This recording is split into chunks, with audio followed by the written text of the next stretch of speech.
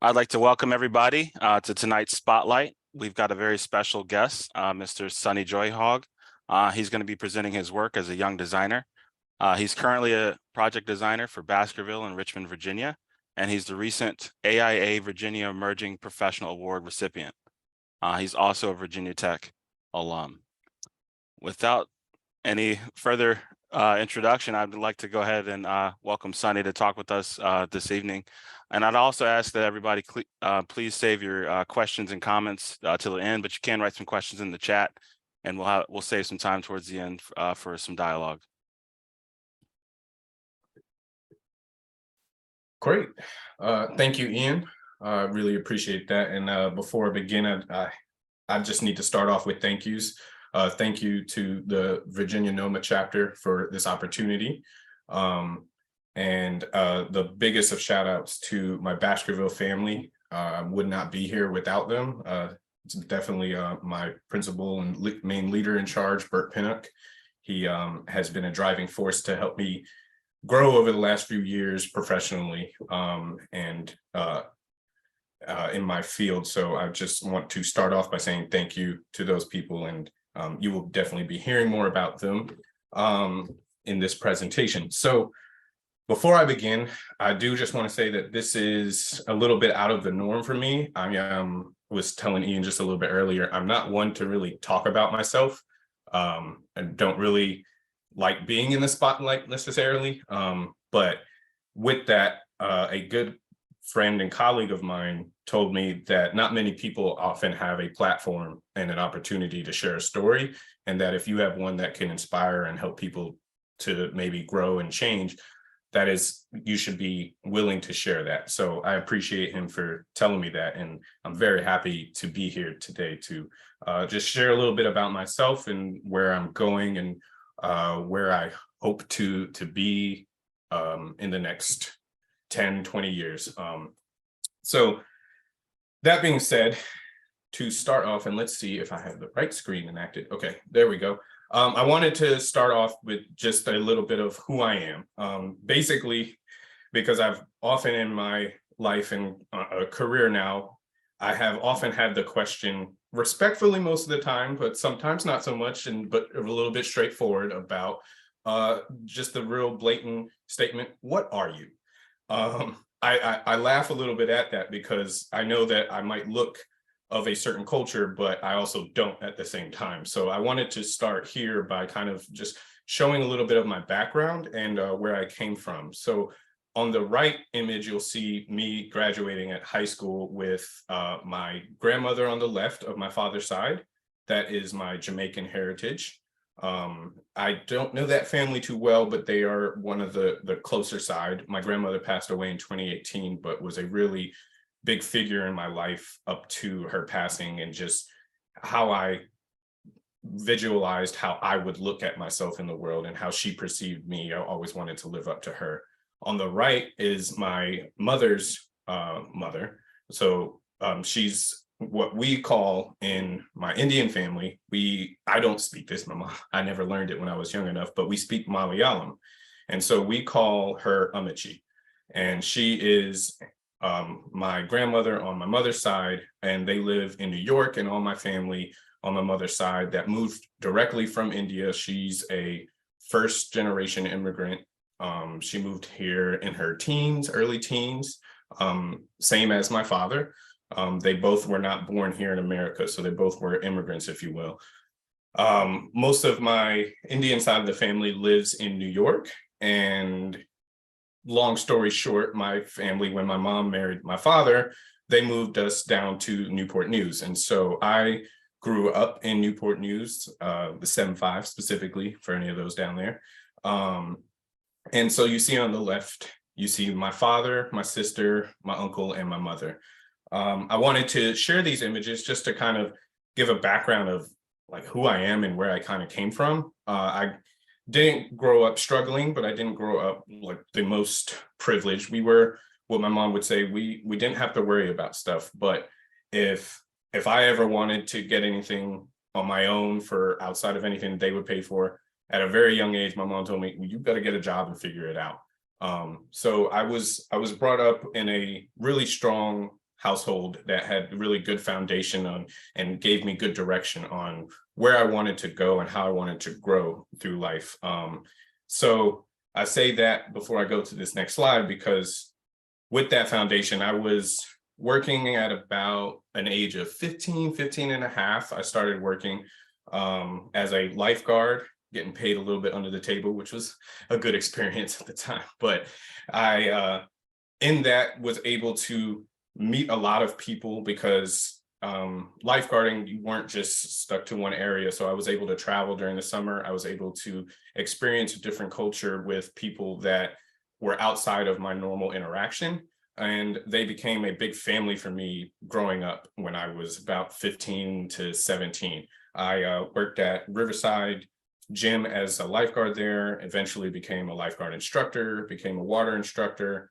I even worked as a janitor for a little bit. So all of those elements were something that started to build a foundation to who I am. And I start there because having to do this presentation really made me have to take a step back and analyze just my life, who I am, how I got here, why I've done some of the things that I've done. Because I mean, I don't know how many people really think everything through, but sometimes you kind of just have been moving through the motions and you look back and you're like, oh, wow, I did that and that and that. So this has been a really cool opportunity to kind of really analyze a lot of the stuff that I've done and realize that I have done a lot that I don't like to talk about, but I'm happy to share today. So with that, one of the things I wanted to share was who I was in high school. And one of the things that really defined me was my wrestling career, if you will, career, quote unquote. There was no payment back then. But I joined the wrestling team when I was a freshman at Woodside High School. Back then, for me, that was a really big step, because I was coming from a middle school that was a private middle school. It was a Mennonite run school. I remember having the same 20 to 25 students for 3 years. A lot of our classes were in trailers. We had no kitchen, so we had to bring all our food in whenever you had lunch. So I was that kid that brought in the Indian food that smelled up the whole class and had people looking at you like, what's going on? Even though I looked at those people like, my food's way better than yours. So I didn't really mind it. But that experience of being kind of, if you will, sheltered, if you will, a little bit, was purposeful. My parents kind of did know that. That was one of the things that they meant to do when I was in middle school, because where I kind of grew up, that middle school age was kind of the path where you find anybody and everybody, and your path kind of starts to figure itself out from those interactions. And for better or worse, my parents just didn't want too many influences, if you will. And so that middle school was a really good location for me to grow up in a foothold of a foundation that they understood and could direct me to. But then when I went to high school, I went from the same 26 people to a school of about 2,000 plus people. And speaking of that, while I was in middle school, was one of 3 Black people, if you will, that looked like me. We had a few other ethnicities, but mostly they were of the white crowd. And so I kind of I never noticed that. That wasn't anything my parents ever, I am who I am, we are who we are. But I lived that life not really exploring too much the depths of the struggles that our ethnicities can have. And so kind of coming into Woodside and this big school, I started seeing people that looked like me, other just types of people, sizes of people, just everything was just a whole new world for me. And I didn't really know who I was. I didn't know where I was. I didn't really know what my goal was going to be. I just was going to go to class and move through it. So I don't really know what made me walk through that wrestling room freshman year. I didn't have very many friends. Again, coming to a high school where none of the people that I went to middle school with came. So I was really feeling alone. And that was kind of, I still to this day don't really know what was that thing that made me walk into that room. I mean, my dad was a wrestler in high school, but he didn't talk too much about it. And I played sports in middle school, but wrestling wasn't a thing. But something told me just walk in and figure it out. So freshman year, about 96 something pounds. It's crazy. I walked into that room and said, hey, what does it take to be on the team? At that time, I didn't realize, well, we don't have any 103, which is the lowest weight range. So they, welcome in, come on in. So there was no problem getting a spot on the team. But that was my first interaction of being a person at Woodside that like people maybe could see me eventually. And that started to really build that foundation of who I was to get through high school. And so freshman year, I sucked, barely played, barely was in one match. But the next year I gained a little bit more weight and was able to just get beyond the 103 weight range and was into the 112 weight range. And in that weight range, I started to really learn what it was to wrestle. And that was a real big mental tip for me to kind of figure out how to center myself. As when you're on the mat, you have to be in control and you have to be calm and you have to be steady. So that was sophomore year, I started to realize how to get better at wrestling. I started to analyze myself and critique myself through each match. And so junior year, I was still 112, but I was getting better. And I was, I think, a secondary co-captain. I don't think we didn't have just a one captain. So I was a secondary co-captain by the end of the year, but I knew that was more or less, Woodside was growing as a wrestling community and trying to build itself. So on my way, junior year to senior year, I decided to take all the opportunities that I had with work and being at the gym all the time and working at the pool and being active. And I decided to just stay in the gym. And so I worked for months throughout that whole summer, lifting weights, doing everything I can. And I bumped up about 30 pounds. And so by the time I came in senior year, I was about 135 and dropped 5 pounds to be where I was. I say all that to say that was what it took for me to figure out how I needed to be what was I going to be as a senior wrestler? Who was I going to be? And I'm proud to this day to say, come senior year, I was only pinned once, and it was of my own volition. And it was a story that I was able to learn from, because I was a type of wrestler that was unmovable. I was very annoying to every other wrestler because I was a reversal wrestler in the sense that I would wait for my opponent to make the wrong move, to lose their balance, and I would take that and I would flip the game in a second. And that foundation makes you a really frustrating wrestler to people, but it also makes you confident in the sense that you cannot move me. And in order to move me, you've got to do a whole lot. And so the one time I lost, I remember the guy just squeezed the life out of me. And I just remember feeling like I collapsed and put my shoulders to the mat. And I remember looking at my coach and him just giving me a face of like, this is on you. And that it really stuck with me, because I said, I got to always put my best foot forward, and I got to do whatever I can to be the best always. So that was my high school career. Really, wrestling really defined who I was as just the foundation to get me to where I was. I was very smart in school. I had no problems. I was straight A's, 4.0 GPA. Not saying that like it isn't hard, but like that wasn't the difficulty for me. School wasn't. It was when I took the next step and I got into college.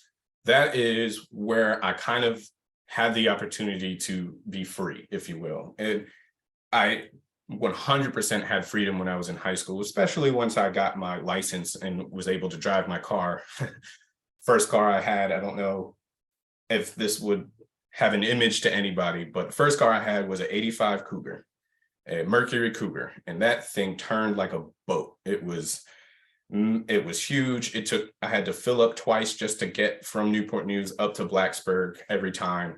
It was a beast, but I loved that thing because it gave me the freedom to go beyond my neighborhood and go beyond just a little bit honest. I know my parents are on here, but a little bit beyond their eye. And they couldn't they they had to trust the fact that they had installed all the right morals and teachings that they could allow me to just be able to have my freedom without their say. So that car was really a push to me to grow, and was really impactful into my beginnings as a freshman at Virginia Tech.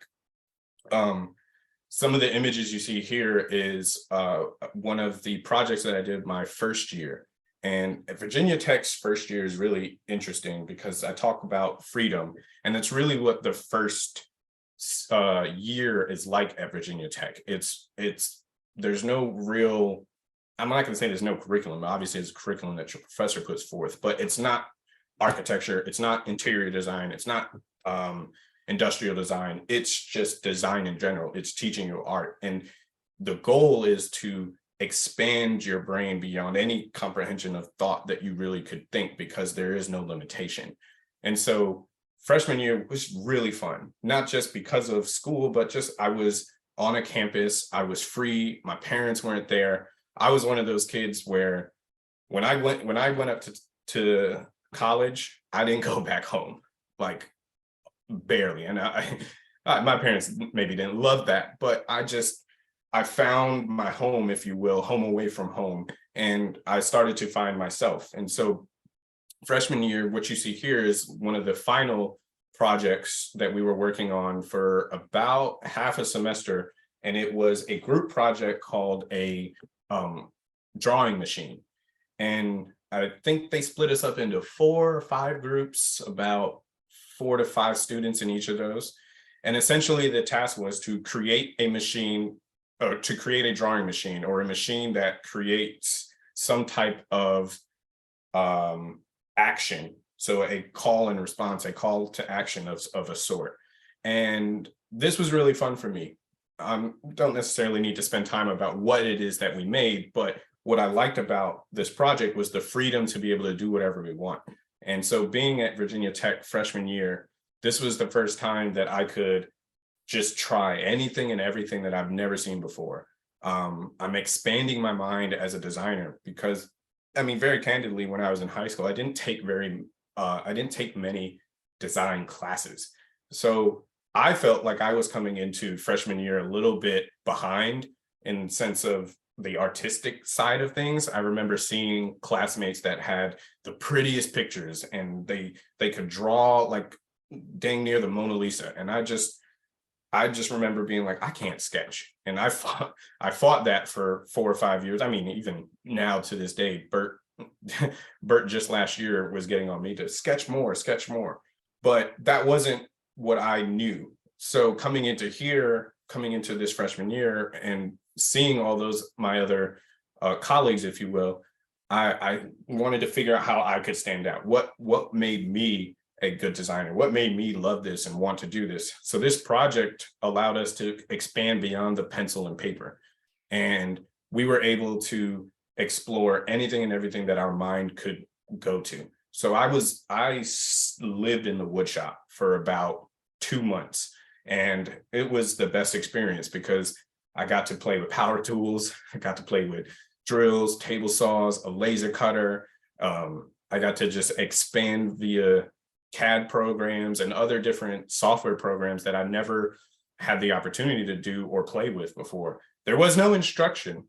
At the wood shop, they gave you don't put your hand here, you'll get it cut off. They gave you the guidelines to how to not hurt yourself. But after that, they let you figure out anything and everything that you could do. If you had an idea of a curved leg of a chair to do 5 different turns and to have this pure finish, all the wood people would tell you is you kind of want to use that machine, you want to do that, but you got to figure out the technique. And that is a little bit jarring and scaring for some people, but I found it really entertaining. And it was a good experience for me to be able to just expand beyond my initial thought of just, again, the pen and paper, where I was just keeping my mind constrained. So freshman year was really good in that sense for me as an individual to explore what it means to be a designer, what I am passionate about, maybe what I find fun. And it was a real opening for me in the beginning of my college career. On this last slide, on the last right image, this is the drawing machine in motion. I think this is one of our test trials, or it might be the final. I think I looked dressed up. It might have been the final. But I talk about that day specifically because it was one of the first days, it was one of the first times that one of my now fraternity brothers at the time, I was not a brother at the time, but I met a fraternity brother. His name was Chris Sesser. I met him on campus. I can't really remember where, but we got into a just good conversation about just life in general. I remember sharing that I was an architect, and he had obviously shared that he was an alpha brother, an alpha man, but I didn't really know what that meant. It didn't really phase me to anything. It didn't mean anything to me at that time. But what meant a lot to me was I told him about what I was doing in class. Again, I'm a freshman. He's a senior at this point, I think. And told him I'm in architecture, told him what I was interested in, what we were building. And I just like, hey, if you got some time, we're going to be doing our final pinup at this time. And if you want to come. And lo and behold, he actually did. And that was different and weird to me because don't really know this person, don't really know who he is. He doesn't know who I am. And to have him actually take the time out of his day to come and see the work that I was doing, and he'd be very genuinely interested. I mean, beyond the fact that he ended up going to California to study architecture as well in grad school, he might have had another incentive to come, but it meant a lot to me.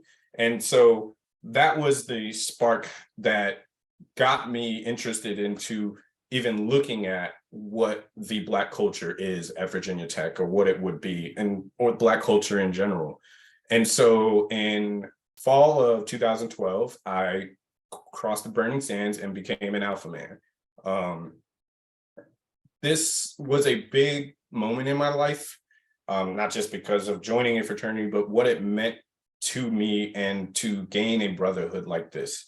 As I shared a little bit about my background, my father and my mother both being immigrants, fraternity is not something that they really knew or were involved in. My father, they both met, my father and mother, they both met at Stony Brook.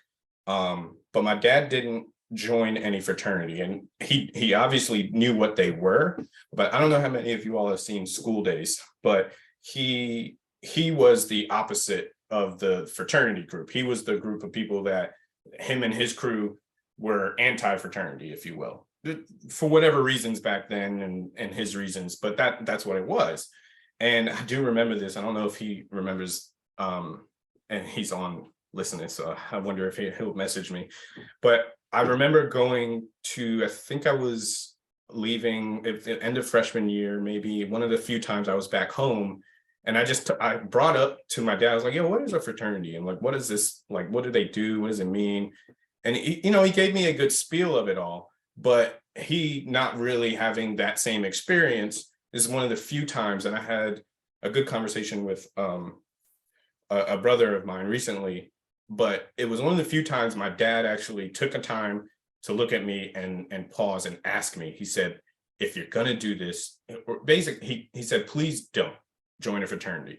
But it wasn't because he didn't know or want me to. It was a lack of necessary understanding and just knowing that you have a good foundation of where you are. And if you are going to do something like that, you need to know why.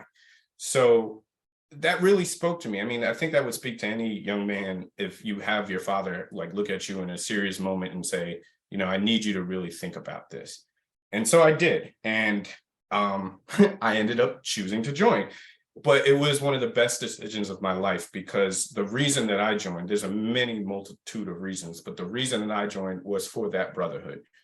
Not that I didn't have friends, not that I didn't have my own quote unquote brothers of lifetime friends that I have to this day, but everything else that they stood for as a brother, as a brotherhood. I can call any one of these guys up at any moment and they would drop anything and everything for you. What they mean and give back to our communities That was one of the biggest reasons I joined, was not just to have some letters on my chest. I could care less about the letters. It's about who I'm helping, who we're giving our energy and time to better our community, to better ourselves. So joining AIA was a really pivotal moment in my life. Again, I was still kind of sheltered as a freshman. So when I became an alpha man in fall 12, a whole different world opened up, if you will. I came out of my shell. I started to go out to more parties, try to have myself as a face be more known. And I really also wanted to try and just understand this culture as it is, because again, freshman year, I kind of kept myself to the architecture crew and to what I wanted to be and just the few people that I knew. And all the way up to college, I was, kind of a bit sheltered and up in Newport News, uptown. I didn't really, for lack of a better, I didn't really know my cultural side. I didn't know my Black side. I didn't know my skin color. I didn't really know what it meant. And so as I joined this fraternity and I engulfed myself into our culture and I started to gain experience and new ways of understanding, and just I started to live, I guess, if you will, in a different way that I hadn't seen before. I got to see and hear different stories from different perspectives and different walks of life. I got to doors opened up that I maybe never even thought to look at. And so everything as it meant from that sophomore year up to it was pivotal in joining my fraternity and being the alpha man I am today. It also very, very much helped me with my architecture career. Come sophomore year, which is when I was joining my fraternity, second year was a bit of a struggle for many reasons. The classes are hard. We have a structures course at Virginia Tech that I hope is better now, but that was a beast when I was in there. I mean, whew, almost everybody else, you didn't pass it the first time. It was a beast. And then second year is the first year that you're really studying architecture as a studio. So you're really starting to, again, if you're someone like me who didn't really know how you got here into this design school and why you're doing design, but other than you just have a certain somewhat passion for it in these many different ways.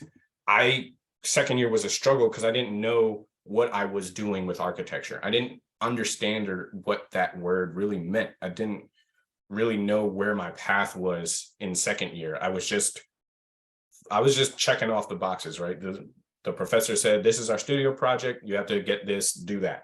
And that's kind of just how I moved about until near the end of my second year. And I've had the whole spring semester being an alpha brother on campus and really just living that culture and being in that culture, where I had a moment where I just said, how do I make design and architecture matter to me? How do I make it matter to me?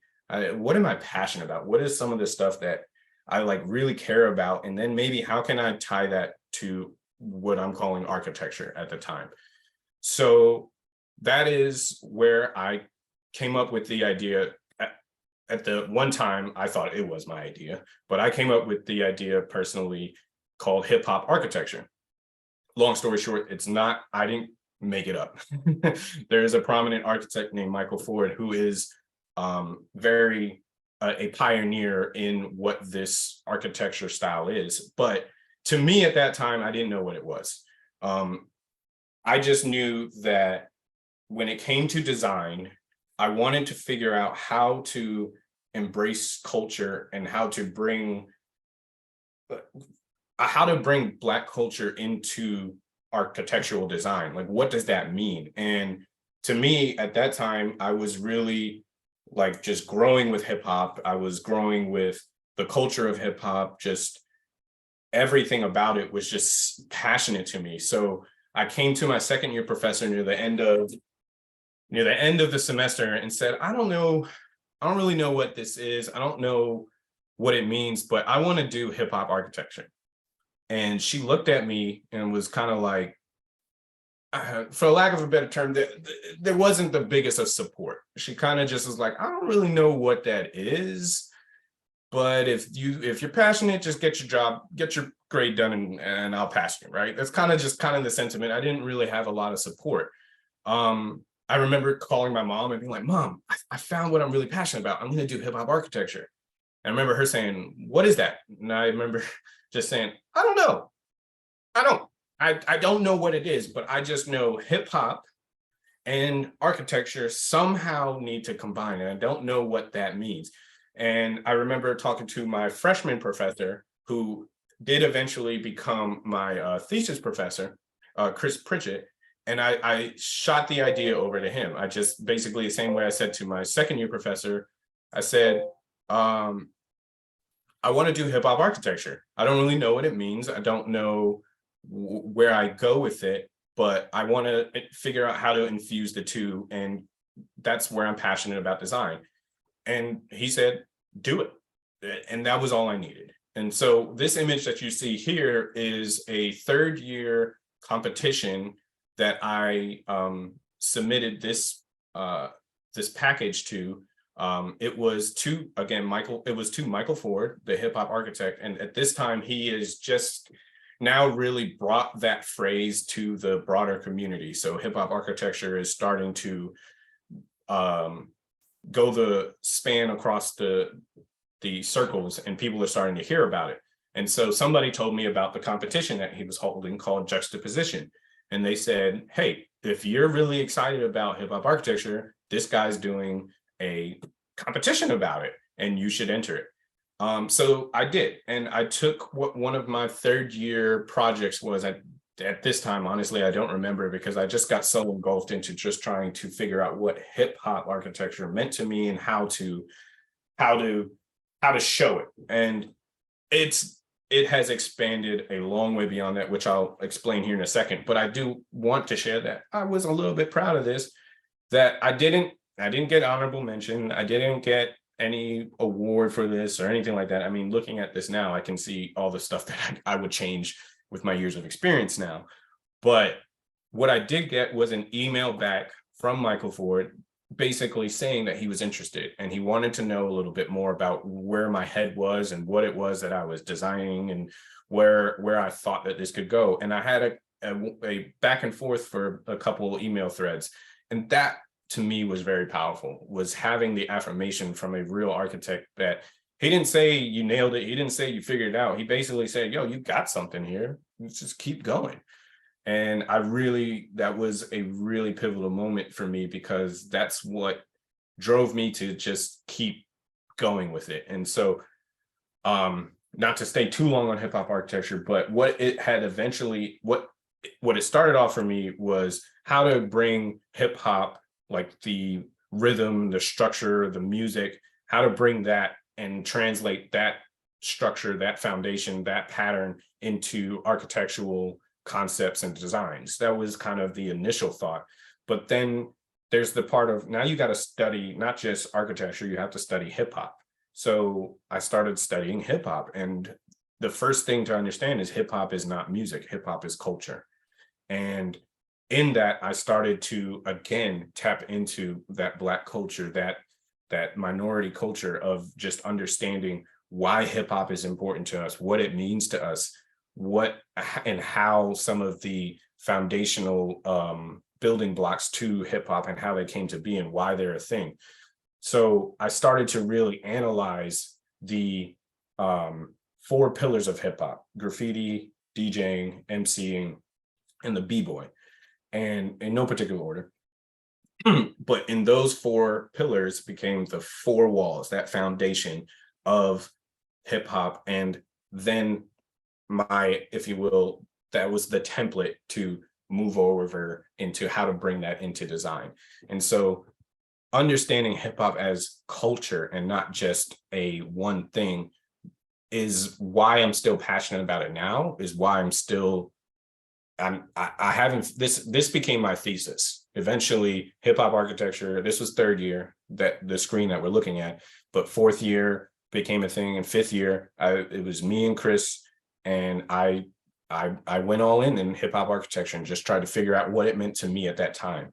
Since I've graduated, it's become so much more. It's about how to reach a community. It's about how to talk about a community. It's a catalyst. It's a door into design that some people of minority descent, of my culture, of who look like me, would never even think about how to connect design and architecture to something. And so that's really, hip hop became the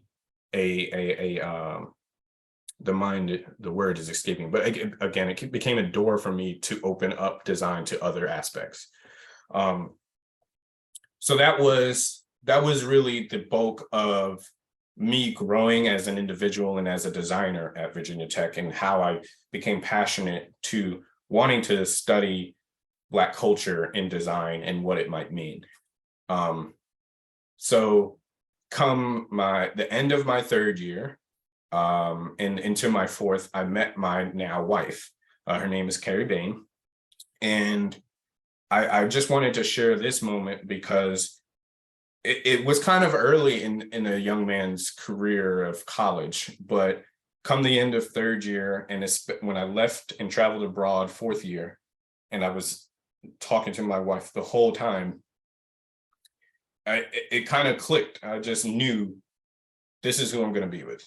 I said, this is everything. She's going to be where life is, how I'm going to move forward, a family, all that. And so I had a certain clarity, and everything kind of just set for me, which I'm blessed to say that, because that not all of us have that. And we're all sometimes looking for that person to be with, or somebody. And I found that, and I didn't need to look anymore. And I was able to just hone in on who I was as a person, who I was as a designer, and why I was doing the rest of the things that I was doing in college. And so she was able to center me in a way that I never saw coming. And I wanted to share that because I don't think, if I don't meet her, I think I get distracted in many other different ways. And I don't know that I get here without meeting her when I do. And it was something else. And so meeting my wife, I said, I'm living for something more. And now my design, my reason for my career, everything needs to be more than just me. So I wanted to share that and just shout out my beautiful wife. So that all being said, I graduate in 2016 from Virginia Tech, and I didn't skip a beat. I think I took a week off, if that, but in that was trying to figure out where I was going to live, where Carrie and I were going to live. And I got a job before, it was the senior career fair, and I got a job opportunity to work at Commonwealth Architects. And that is the pivotal moment of my career starting off. And I have to give all my foundation back to as starting my career there, because it just was one of the biggest learning experiences that I had as a young adult in this field. Commonwealth Architects at the time when I was there specialized in historic preservation. And one of the first main projects that I worked on was the St. Luke's building. More specifically, some of you will know, it was Maggie Walker's main building for her bank services and where she ran her business. I didn't know it at the time, but this was my first introduction into the African-American community as it is in designing, and just what it means in Richmond. Again, coming up through college and through high school, I am a minority. I am a Black man. So I kind of know the history, if you will. Like I don't need to spend the time to be looking at this. This was my mindset. I don't need to spend the time figuring out, all the atrocities that were done to me. Like it bums me out. I know that happened, and I'm trying to live better now, right? That was my mindset as I was still a young designer at Commonwealth Architects. But working on that project, I look back at it now, and that was my first introduction into really diving into the history and really caring about who it is that these stories and messages are for, and who I'm designing for, and what the importance means outside of just me. And so Commonwealth was the biggest part in starting that off. While I was at Commonwealth, I got introduced to Art 180. The way I got introduced was I remember walking up the street, and I was just trying to get lunch at the time. And I remember seeing a mural of some painting graffiti type on a truck that said Art 180. And it was, I think, the red umbrella, that food truck that comes out there. I think it was their truck. And I just remember being like, yo, that is really cool. Like, I just like the graphic. I like the whole idea of this. And so I remember going back to my studio and then just talking out loud about it. It's just like, what is Art 180?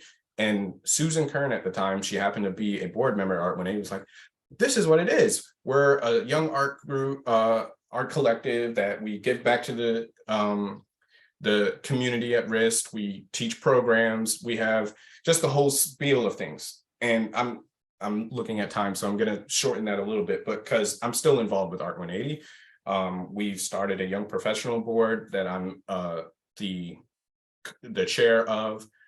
So it has become a really important aspect in my life. Same with Art 180 is at that same time, I saw Six Pick, which had some interaction with Art 180, but Six Pick and Explore Design program came together at the same time for me. Explore Design is a design program that Baskervill was holding. They've been holding it years before I have gotten there. But I remember when I met some people at Art 180, Takia Glass specifically, I remember telling her that I wanted to do more. How can I get out more? I want to volunteer more. I just want to give back, figure out what that means. And she told me to look at the Explore Design program. At the time was being run by Sheena Mayfield.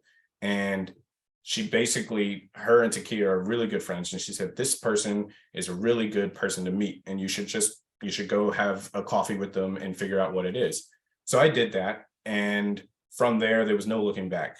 Sheena brought me on as an instructor, and I started volunteering, just teaching design tools and opportunities to young middle school students and high school students as a part of this Explore Design program.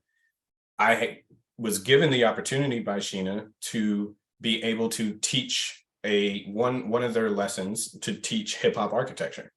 So this was the first time I was able to take something that I had in college that I was passionate about and take it outside into the real world. And I was a little freaked out putting together something that I've never done before, but it was one of the coolest learning experiences to date. And I remember Bert Pinnock was in the back and he was recording me present. And I just remember being like, oh, at this time, I was like, I don't know who that is, but I hope I'm doing okay. And that was the beginning of our connection. And from there, he reached out because him and Baskervill reached out because they wanted to see if this hip hop architecture is a thing that we could figure out. At the time, Michael Ford had started his hip hop architecture camp, and it started to become a national program. All this is pre-COVID. So I started to reach out to Michael Ford's team to see if we could get hip hop architecture camp to Richmond specifically. And I was so close. I remember I was at Baskerville's old office. It was Bert and I sitting in a conference room, and we were waiting on a conference for it was a calendar. We had set it up, and we were waiting for Michael Ford or his team member to join on a conference call, and we were going to work through all the logistics, and that never happened. However, from that day on, it was Bert and I having a really good conversation, and I remember leaving work from there, or I remember leaving that office and being like, this is a really cool place. So long story short, I think about 6 months later, I end up joining the Baskervill team, and I haven't looked back, don't intend to look back. They all know that. And that's really where a lot of the current work that I'm doing now started. A lot of the stuff that I'm passionate in now that we are working on in our studio began. And I just have the biggest shout outs again to Bert and the Baskervill family for just giving me the opportunity to work on some of these projects that I'm about to show you all, and just understand how much it's helped me grow as a person and as an individual. There's not enough thank yous to go around. So the last half, I'll switch gears. I want to switch gears a little bit away from me specifically, but kind of about the work it is that we are doing now and what we're passionate about. And I'm not sure what time is, so I'm going to try and go fast, but not too fast so that you can hear me. But this picture that you see here is at the dedication ceremony for the hearth at William and Mary's, which is the memorial to the enslaved. And this was an amazing experience from the beginning to the end of, I remember Bert this was one of the first projects I was put on when I got to Baskervill. And I remember sitting in a conference room with Bert, Lindsay, and Anka.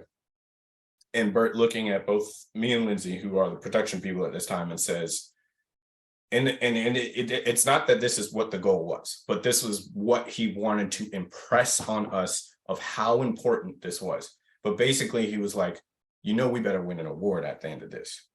And it's not that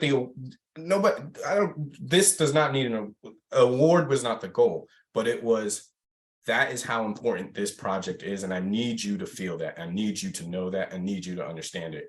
And that set the tone for us as we kicked off this project. So we kicked off this project that all stemmed from the Lemon Project that was created at William and Mary.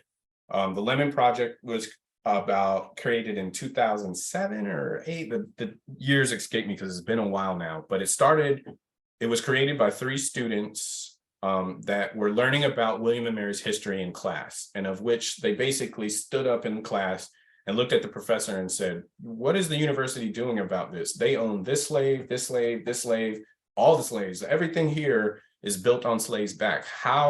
What are y'all doing? Why are we not talking about this?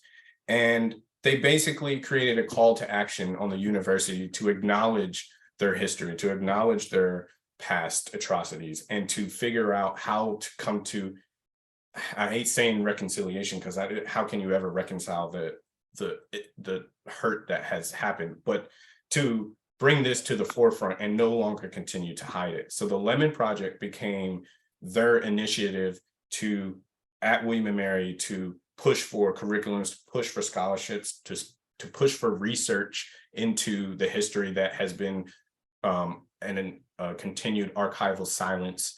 It was their start into getting to a memorial. So the memorial became one of their call to actions for the university, at which the university created a request for an architect. So they created a competition for a design of what a memorial would be and what it would mean at and on William and Mary's campus. To get to that point, the Lemon Project was kind of the foundation for a lot of the continued memorialization work that Baskervill and team and people across the nation are doing today. And they created the footprint for us to follow. So they started with community engagement discussions. There's this history that, yes, some of us, like I was saying, I know what happened, but I don't really know. And so unveiling the true raw truths of William and Mary's history and bringing that to the forefront and getting raw reactions about people hearing some of this stuff for the first time, hearing what really happened, and then compiling all of those words into some type of request for proposal of a design to what it would mean for a memorial to memorialize, to remember, to raise those names that were lost. And so the project, the final design was picked by William Sender, who happens to be a William and Mary grad, but his design is phenomenal. And we see the spirit of it in this end design. But that was when Baskervill was brought on board to more or less figure out how to actually make this be a thing. And so through that process, the original design, as a lot of us know as designers, things change from the original concept to the final. And so, yes, obviously his original submission is not the final look of, but it is still the spirit and breath of who and what this memorial is for.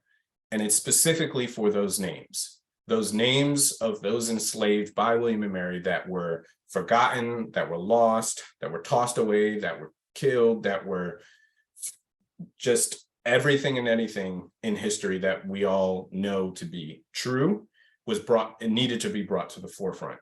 And so throughout Baskerville's process of developing or finalizing, because essentially schematic design was really there with the artist design, but we still had to start again with schematic design, preliminary design development, construction documents, into final construction. That whole process, we had to continuously reiterate whose story this is for. Every time that we went and talked to the memorialization committee board, we always needed to start off with, who is this for? And so that's where I definitely need to shout out one of the biggest influences of my passion into this, Tony Wynn, who you see in the right corner there. And her quote is one of the quotes that she created for the memorial process as we were trying to develop a narrative about the memorial that when you walk around the memorial can kind of have some context and understanding to what it is that you're seeing. These voices are not lost. They are profound in our survival. Simple, but true. And those two sentences were essentially the foundation of every conversation that we had with William and Mary's committees, with every construction conversation, with any pricing conversation. It was, these voices are not lost. They are profound in our survival. We need to lift these voices up.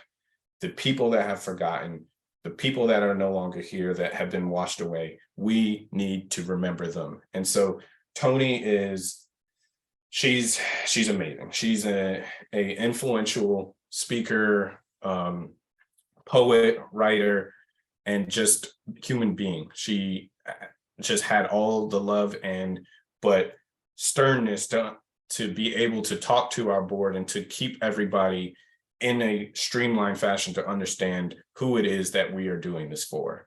And so I'm very happy to be able to work with her more in the future. You will see her again in another one of her slides here in a bit, but she has taught me so much, and I'm very thankful to have met her. And so I just wanted to share that end result and of what this is, the hearth. And this was one of the best experiences of my life to be on. And I already know that this is a once in a lifetime project.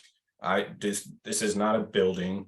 This is not a street sign. This is not just landscape work. This is a monument. This is a memorial. And the entire process to get to this point was a huge learning process. It was a huge emotional growth, process for me. It changed everything that I've thought about and looked at when it came to what a memorial is and why it is that we do this. So if you ever have the opportunity to go on William Mary's campus, this is right across from their admissions building, and is the first path for every student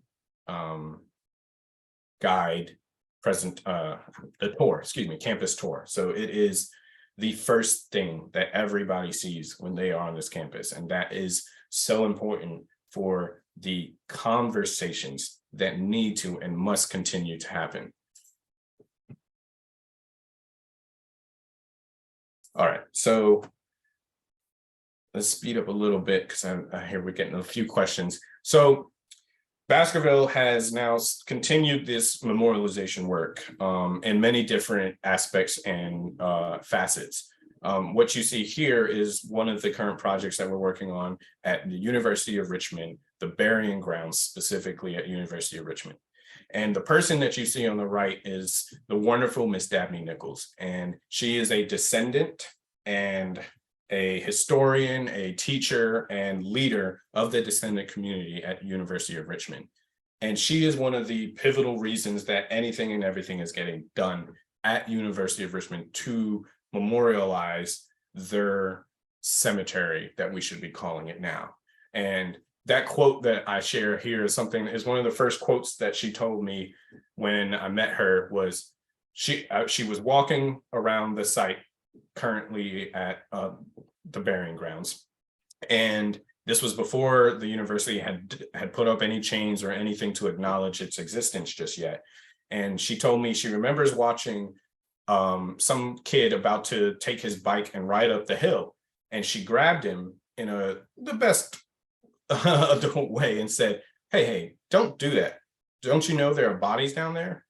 And that statement just floored everybody, because this is, again, we all know the story of this a phrase from Bert, this peculiar institution we know, but each story is unique to the location and the place of which that history has happened. And so, not going too deep into that story, but University of Richmond did not own slaves, but their university was built on the lands of plantations where slaves were. And through continued development, they had desecrated bodies and burial caskets at these burying grounds, and kind of, like we know to be the truth right now, hid it and just kind of pushed it away until 2019, when a report by Shelby Driscoll was issued, of which that acknowledged the university's involvement in said desecration, and then allowed for that call to action, if you will, to push on the university to do something about it. And so Miss Nichols has been an amazing person to just learn and hear stories from. This project is another fascinating one in the sense that a lot of the descendants don't even know that they're ancestors and that this even existed. So a lot of our process up to this point to get to any type of point was sharing the history of the University of Richmond's burying ground and taking what we coined pilgrimages to the site, so these descendants could see really where their ancestors could be. And it's just another powerful moment and experience during this process. And so the last two slides here, I just want to talk about one of the last memorial projects that we're working on at Emory and Oxford. And this has been of the last year and a half. And right now we just finished up our community engagement and our preliminary designs for a framework of what a memorial would mean and should mean to Emory and Oxford. Who you see here is Dr. Greg Ellison, Reverend Dr. Avis Williams, Bert Pinnock, Tony Wynn, and Robert Barak, who were some of the main leaders in our community conversations at Emory and Oxford. I leave this phrase, know their names, because during our presentations, Reverend Dr. Avis Williams, who is a descendant of Emory and Oxford's enslaved people, she has a moment in our presentation where we have to tell the history, and she's the living history of this. She's doing all the research with other historians in her area to really hone in on the true Black history of Emory and Oxford. And there's a moment where she ends her presentation with just saying the names of those enslaved that she has uncovered throughout her research, and just to honor them. And she just says them. And to me, that was one of the most impactful emotional things that I have felt of the last year and some change that has impacted me beyond anything. I mean, just hearing the names of those enslaved had so many questions that ran through my head. Who gave them that name? Does that name something that they tie to? Where have they gone? Where did they go? Just so many things just hit me on such an emotional level that I just didn't know. I didn't know what to do. It just gave me this urge to say, this is why I'm doing this. I have to figure out how to do this more for the future generations to understand where we've come from. And so I'll end on this word unavoidable, because during our I think we had 18 plus 20 something sessions, community sessions where we met with faculty and staff, we met with students, we met with we met with the regular community, we met with anybody and everybody at Emory and Oxford that was willing to come out and share to learn this history. And I remember taking down this word, because we would have everybody at the end of each session just write on some sticky notes and Post-its and put on some of the stuff that we had presenting about what they felt the memorial should and be, and what it should emit, and how it should impact Emory and Oxford's campus. And one word that stuck to me that was all over the Post-its was this word unavoidable. And it's kind of that thought that in the South, the history is that. Like, I remember when we were about to start this Emory and Oxford process, I remember looking to Bert and being like, what's their story? Do they have a Lemon Project? Do they have a burying ground report like U of R? Like, you know, what are we going down there to really open up? And he said, nah, it's them. Like, the story's there, like the history, everything is there. But that term that I used earlier, I got from Greg Ellison, the archival silence that is happening down and has been happening down there is just bar none. Like, it's quite insane that everybody knows that we came from and were enslaved, but we're just going to act like maybe it doesn't happen anymore. And Emory and Oxford's campus kind of speaks to that ability to not have, everything is kind of spread out, and you don't have to be at any one part of the campus to have your own experience. There's some parts of Emory's campus that, like, if they're specific to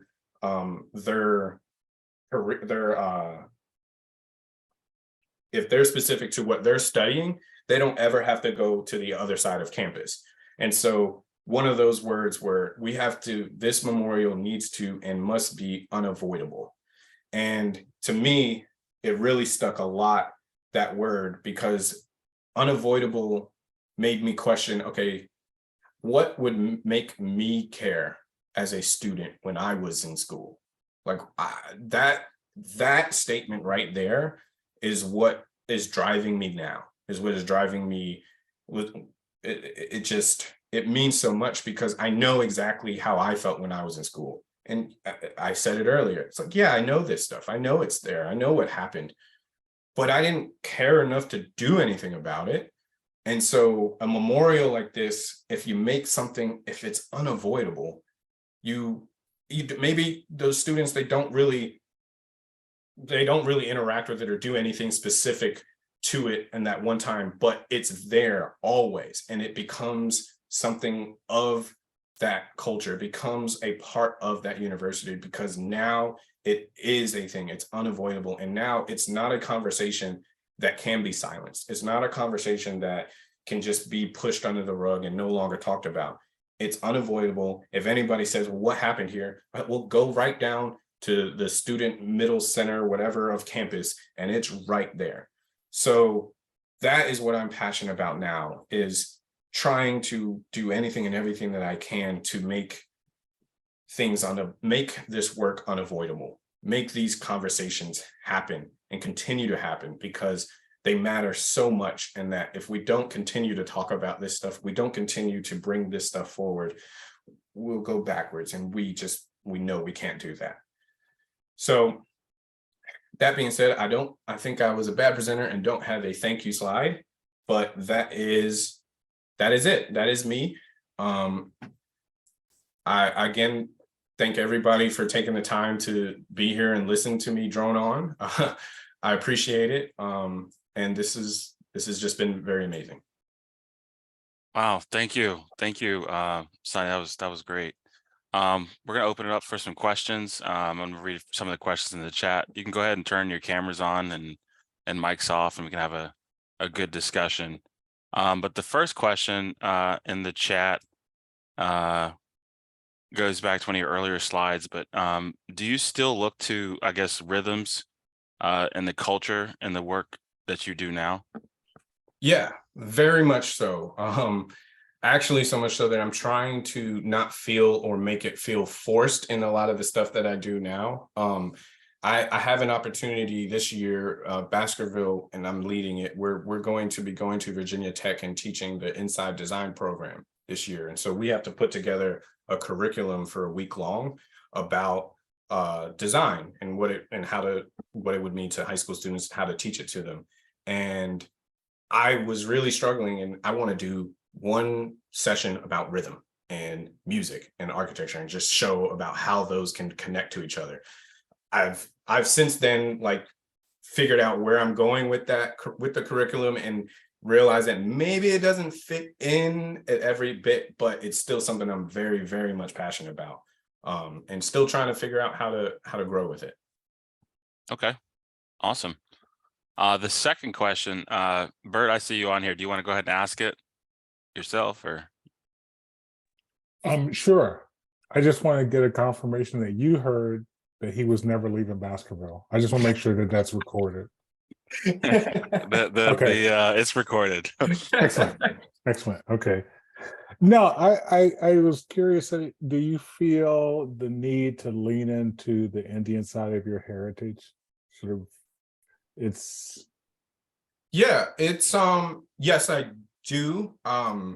It's one that I still do. I mean, personally struggle with figuring out how to. A part of why I feel maybe a bit disconnected from it was my mother marrying my father was the first to marry outside of the Indian culture, and that's not something that is very typical. And so when I moved away and we moved down to grow up in Newport News, I kind of was pulled away from that side. And my mom does anything and everything to make sure that I know it. Trust me, and I'm trying very much. But yeah, it is one that I think it will be something that I dive more into. I want to 100% get over to India at some point. I think that for me, traveling abroad is really what opened my eyes to a lot of different cultures and things. And so going back to the hometown, if you will, is something I really do want to explore soon. Thank you. Appreciate you, man. The next question in the chat, I think you touched on it a little bit, but I guess they were hoping that you could explain a little bit more on what made you decide to become an architect or choose the profession of architecture. That's a good one, because I guess the question would be, am I an architect yet? I don't know, still. I don't know if there was any ever true clear thing. Growing up, I always knew that I like to use my hands, and I like to build, and I like to do stuff like that. And I remember just talking in high school to my dad and just was like, hey, I want to do, I think I called it architectural engineering at that time, because I didn't really know what that meant. And then he put me into a few classes to kind of figure that out. And it just kind of figured out that, okay, the engineering and the mathematics and all that kind of stuff that's not necessarily, I'm good at it. It's not where my brain is going. But just the overall design and what it really means to, and it can mean to somebody when something is done and how they emotionally feel to that. So that is how I chose, I'm going to say the word design specifically, and I just love buildings and I love watching things go up. So that's how I've landed into the architectural career specifically. Okay.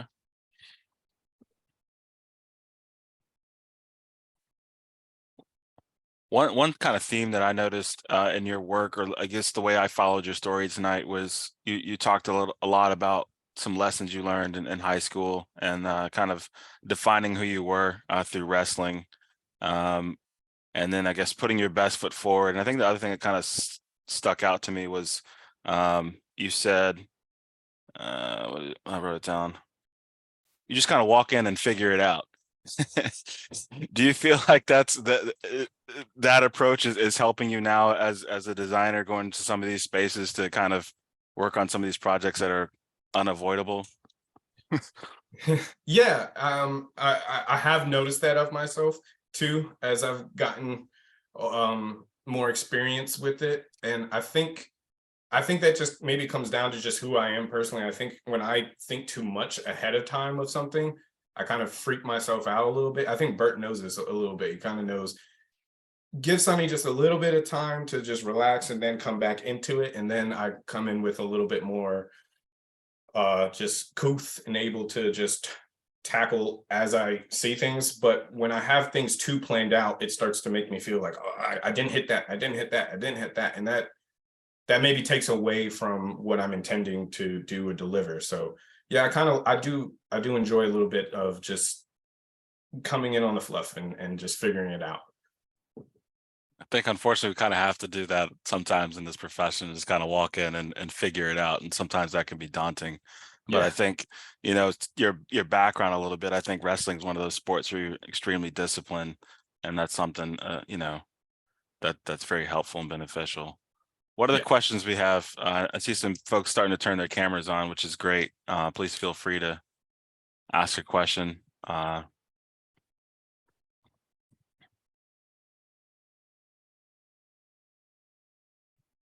I'll ask a question. Sure, go ahead.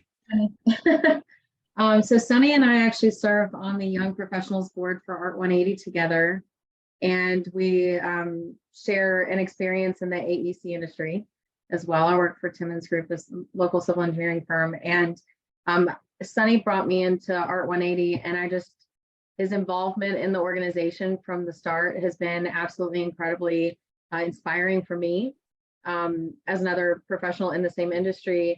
So Sonny, I want to know, you and I have talked about this, but kind of just a question that I know you have a great answer for. How does your experience as an architect really, and how is that involved in your Art 180 experience? And what are some of the more fulfilling, things that you've done with the group? Yeah, no, that's a great question.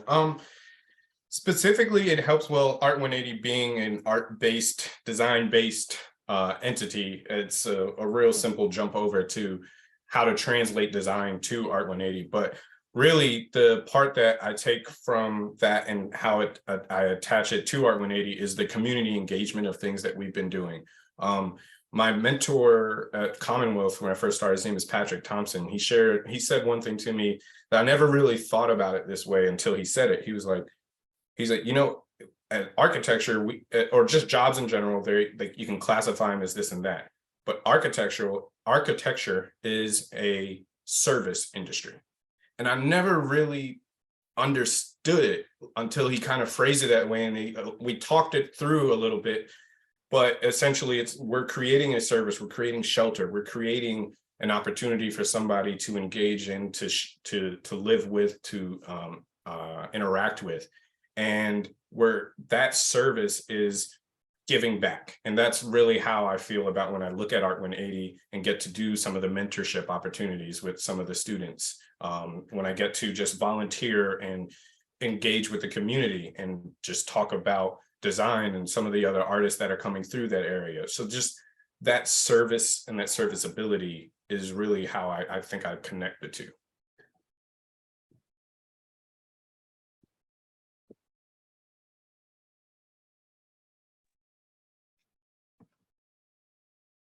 I think I have a private direct message question. Do you have a strategy or approach for how to engage folks who may not want to listen through your design? Something that is inviting, something that invites inquisition. That's a great question. I would say, I don't have a strategy. my approach is just to be honest and listen. I think a lot of, back to this career field being a service industry, is understanding who it is that we're creating a final design for, and understanding their needs, their wants, and just trying to deliver those opportunities at the fullest. So I think if you come into it with like, this is what I'm gonna do, is the wrong approach for this kind of work. And it doesn't allow for that flexibility to hear and to grow in that design process. Thank you. I appreciate it. I'm gonna leave my cameras off for now. I'm not really super presentable, so thank you.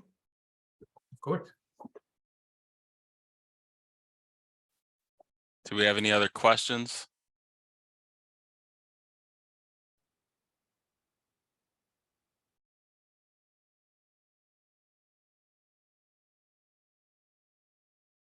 Anybody?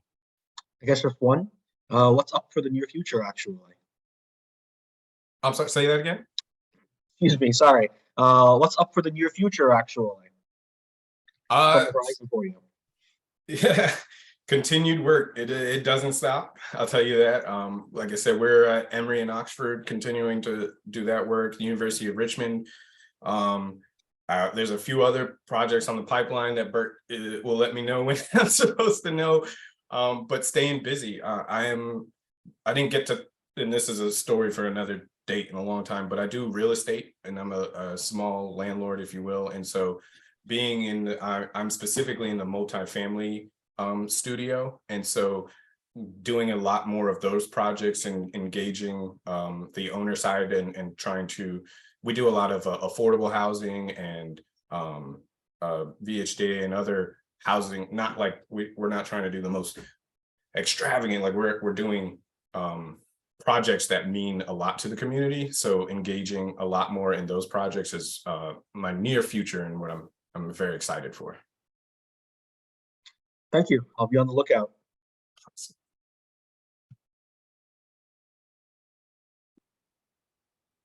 One question I had was, I know when you were studying this in school and you were kind of exploring the idea of hip hop architecture and talking about how to bring Black culture into architecture, now that you're in a professional environment, do you still have like, does that still come to the forefront in your mind and how you address things? And are you finding opportunities to express what a Black architecture might mean?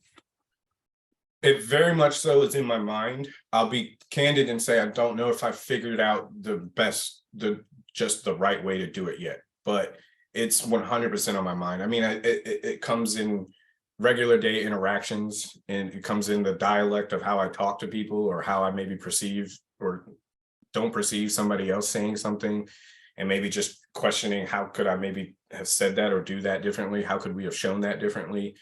Or just how to make, to the question, how to make people care about the design that look like me.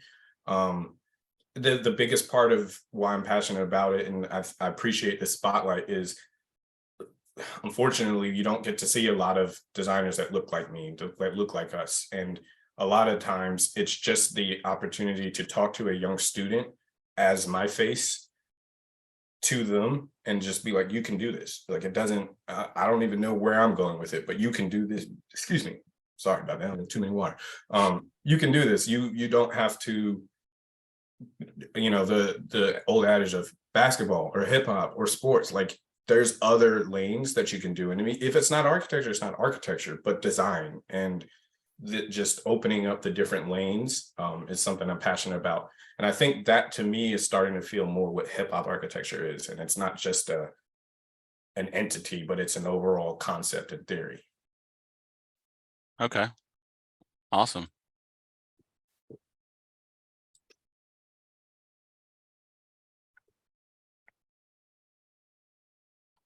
Any more questions for Sonny? You gonna be at work tomorrow? Yes, sir. Okay, all right, cool. Thank you. Work doesn't Appreciate stop.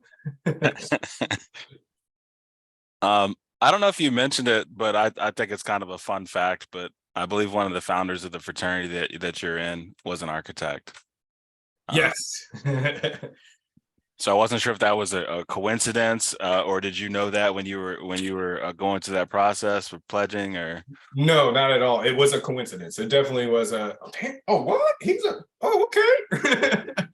No, it was really cool. And learning about I still to this day learning about new brothers who are in the alpha world, and just learning them in the different aspects. It is cool. It is really cool. But no, I did not know that going in. Awesome. Well, I guess unless we have any more questions, I think that's it for tonight. I really appreciate you sharing your story with us, Sonny. Thank you. So we will eventually upload this online for us to share it with those who are unable to make it tonight and whatnot. So I again, I really do appreciate this time.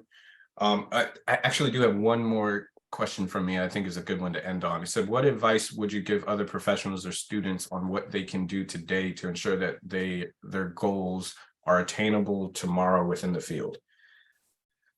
That's a loaded question, but a good one to end on. And I think the easiest thing to say is just to follow your passion. It's just to don't let anybody discourage you from it. Like my story about, I didn't know what it was in second year. I just knew that I needed to do it.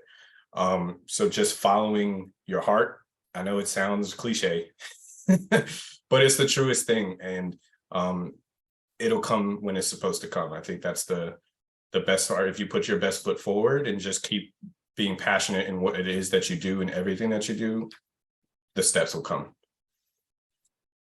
So thank you. Thank you, everybody. thanks, everyone.